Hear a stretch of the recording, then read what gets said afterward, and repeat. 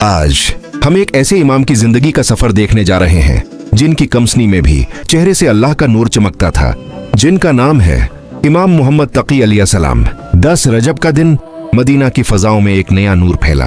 امام رضا علیہ السلام کے گھر میں ایک ایسا بچہ پیدا ہوا جو آگے چل کر جواد یعنی سب سے زیادہ عطا کرنے والا کہلایا۔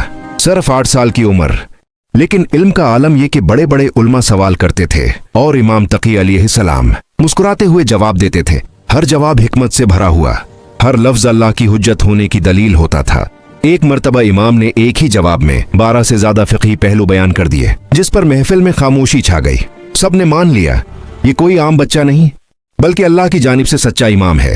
امام تقی علیہ السلام کا دروازہ ہمیشہ کھلا رہتا تھا۔ غریب، مسافر، یتیم، کوئی بھی خالی ہاتھ واپس نہ جاتا۔ آپ کا اخلاق اتنا نرم کہ دشمن بھی آپ کی مہربانی کا اعتراف کرتے تھے۔ ایک شخص نے کہا، مولا میرے پاس کچھ نہیں ہے۔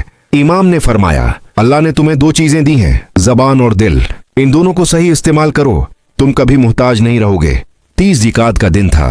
ظالموں نے زہر دے کر اس نورانی امام کو شہید کر دیا، مگر نور کو کبھی بجھایا نہیں جا سکتا۔ امام تقی علیہ السلام کا پیغام آج بھی زندہ ہے۔